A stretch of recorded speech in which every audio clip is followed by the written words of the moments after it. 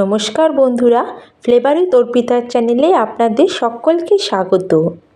ঘরে কিভাবে আমরা খুবই সহজে একদম দোকানের মতো আমশক্ত বানাবো সেই রেসিপি নিয়ে আমি আজকে চলে এসেছি। আজ আমি চেষ্টা করেছি খুব কম উপকরণ দিয়ে আর খুব কম সময় সহজভাবে এই রেসিপিটা শেয়ার করার। আশা করছি ভিডিওটা আপনাদের খুবই ভালো লাগবে। তাহলে চলুন শুরু করা যাক। বন্ধুরা, আপনারা দেখতেই পাচ্ছেন এখানে আমি 4টে বড় পাকা আম নিয়েছি। আমগুলো একটু ফাটা আছে। এটা ঝড়ে পড়া আম। এইভাবে আমাদের গাছ থেকে যখন আম পড়ে আমরা তখন এগুলোকে ব্যবহার করি না, ফেলে দিই। আজকে আমি এই ফাটা আম দিয়েই আমশক্ত বানিয়ে আপনাদের দেখাবো। এই আমগুলো যে নিয়েছি আমগুলোর কিছুই হয়নি, যা উপর থেকে পড়াতে এইভাবে আমগুলো ফেটে গেছে। এই আম দিয়েও আমরা একদম পারফেক্ট আমশক্ত বানাতে পারি। তার জন্য আমগুলোকে প্রথমে আমি ভালো করে জল দিয়ে ধুয়ে গাটাকে একটু শুকনো কাপড় দিয়ে মুছে দিয়েছি। এবার সব আমগুলোর আমরা খোসা ছাড়িয়ে নেব। অনেকে আম যখন ঝড়ে পড়ে বা এমনি উপর থেকে পড়ে ফেটে যায় তখন ওইগুলো সব ব্যবহার করে না, কিন্তু ঝড়ে পড়ে যাওয়া পাকা আম দিয়ে বা উপর থেকে পড়ে যাওয়া আম ফেটে গেলেও সেই আম দিয়েও যে কত সুন্দর আমশক্ত তৈরি করা যায় সেটাই আপনাদের করে দেখাচ্ছি। এই দেখুন বন্ধুরা, আমি 4টে আম প্রথমে কেটে নিয়েছি। এবার এটাকে আমি রাফলি ছোট ছোট পিস করে কেটে নেব। আর এই দেখুন বন্ধুরা, আমের আমি পুরো পাল্প বার করে নিয়েছি, আমের সব টুকরো করে নিয়েছি। এবার নিয়েছি একটা গ্রাইন্ডিং জার, আর গ্রাইন্ডিং জারের মধ্যে সব আমের পিসেসগুলোকে আমি দিয়ে দেবো। এর একটা আমি ফাইন পেস্ট তৈরি করব, মানে একদম স্মুথ পেস্ট তৈরি করব যাতে এর মধ্যে কোনো লাম্পস না থাকে। আর এটাকে আমরা এমনি পিসবো, এর মধ্যে কোনো জলের ব্যবহার করব না। এবার এখানে নিয়েছি একটা প্যান বা কড়াই, যার মধ্যে আমরা এটা বানাবো। যেটা আমরা আমের পাল্পটা এখনই পিসেছি একদম স্মুথ, দেখতেই পাচ্ছেন এর মধ্যে কোনো লাম্পস নেই। পুরো পাল্পটাকেই আমরা কড়ার মধ্যে দিয়ে দেবো। এখন আমরা এটা গ্যাসে চড়াইনি। আর এখানে আমি চিনি নিয়েছি হাফ কাপের থেকে একটু বেশি, মোটামুটি ধরে নিন এটা 7 চামচ চিনি হবে।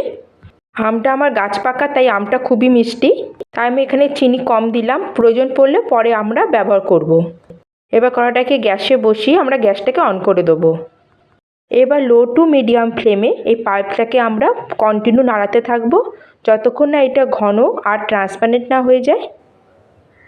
আর এটাকে আমাদের কন্টিনিউ নাড়াতে হবে, মাঝখানে ছেড়ে কোথাও যাবেন না। আর এইভাবে কন্টিনিউ নাড়িয়ে আমরা চিনিটাকে এর মধ্যে মেল্ট করে নেব।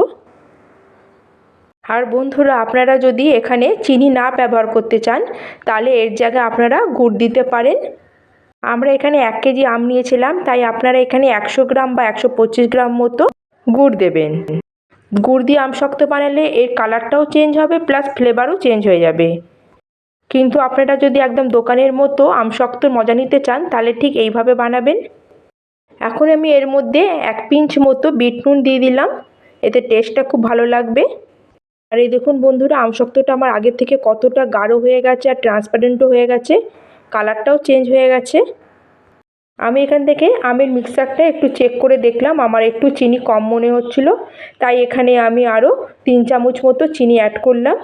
আপনার বানাবার সময় এভাবে একটু চেক করে নেবেন মিষ্টিটা ঠিক আছে কি না, কারণ আম কতটা মিষ্টি বা কতটা টক তার উপরই নির্ভর করে।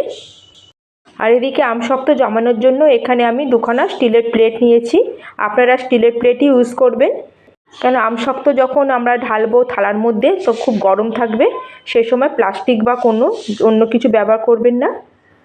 এইভাবে আমি 2টো থালার মধ্যে তেল মাখিয়ে নিলাম, আপনারা ঘিও মাখাতে পারেন। আর বন্ধুরা, আপনারা দেখতেই পাচ্ছেন কন্টিনিউ চালানোর পরে আমশক্তটা কতটা ঘন হয়ে গেছে, আর এটা আমাদের হালকা ট্রান্সপারেন্টও হয়ে গেছে। আর এই দেখুন খুন্তির মধ্যে পুরো পেস্টটা আমাদের লেগে আছে, দেখুন কতটা গাঢ় হয়ে গেছে। লো মিডিয়াম ফ্লেমে এটাকে আমাদের পুরো তৈরি করতে 8 থেকে 10 মিনিট সময় লেগেছে। আর এই দেখুন এর মধ্যে হালকা চিপচিপে ভাবও চলে এসছে। এবার গ্যাসের ফ্লেমটাকে অফ করে দেবো। এবার আমরা যে থালার মধ্যে তেল মাখিয়েছিলাম তার মধ্যে তাড়াতাড়ি আমের পাল্পটাকে ঢেলে দেবো। আমরা বেশি কোয়ান্টিটিতে আমের পাল্প দেবো না, কেন বেশি মোটা হয়ে গেলে এটা শুকাতে বেশি সময় লাগবে। প্লেটের মধ্যে দেওয়ার পরে এইভাবে আমরা এটাকে পাল্পটাকে চারিদিকে ঘুরিয়ে এটাকে ছড়িয়ে নেব।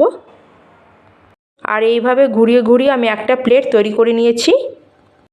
এবার বাকি যে পাল্পটা ছিল সেটা আরেকটা প্লেটের মধ্যে ঢেলে দিলাম। এই আমের পাল্পটাকেও একই রকমভাবে আমি থালার মধ্যে পুরো ছড়িয়ে দেবো। এটা বানানো খুবই সহজ, আমাদের কন্টিনিউ নাড়াতে হবে আর কনসিস্টেন্সির খেয়াল রাখতে হবে।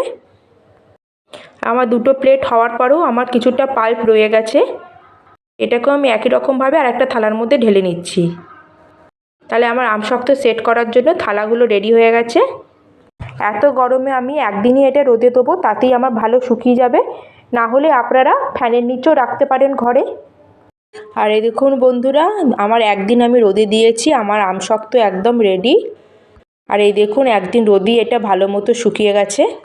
এবার নেবো একটা নাইফ, আর নাইফ দিয়ে এর সাইডের যে কিনারাগুলো আছে এগুলোকে ধীরে ধীরে আমি ছাড়িয়ে নেবো। আমি আরেকটা থালার আমশক্ত বার করে নিলাম ঠিক একই রকমভাবে। আর এই দেখুন কত ইজিলি আমার আমশক্তটা বেরিয়ে আসছে।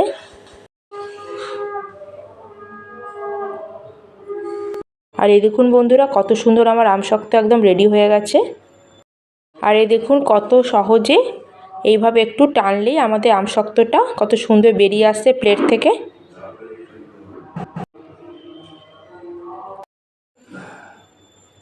এবার একটা চাকু দিয়ে আমরা এভাবে নিজেদের পছন্দ অনুযায়ী শেপে কেটে নেব। বাজারে যেরকম আসে লম্বা লম্বা স্ট্রাইপ, আমরা ওরমভাবে কেটে নিয়েছি। আপনারা আপনাদের পছন্দ অনুযায়ী এটা কেটে নিতে পারেন। এবার আমি এগুলো রোলস বানিয়ে নিচ্ছি।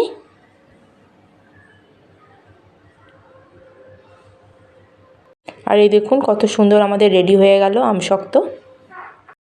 তাহলে বন্ধুরা আজকে আমার এই আমশক্ত রেসিপি আপনাদের কেমন লাগলো অবশ্যই আমাকে কমেন্ট করে জানাবেন। যদি ভালো লাগে লাইক করবেন আর আমার চ্যানেলকে সাবস্ক্রাইব করতে ভুলবেন না।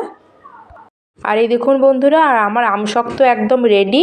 এটা আপনারা 3 মাস পর্যন্ত কোনো এয়ারটাইট কন্টেনারে রেখে স্টোর করতে পারেন, না হলে ফ্রিজে 3 মাসেরও বেশি রেখে খেতে পারেন, আর না হলে বাইরে রাখলে 1 থেকে 1.5 মাস এটাকে এনজয় করতে পারেন।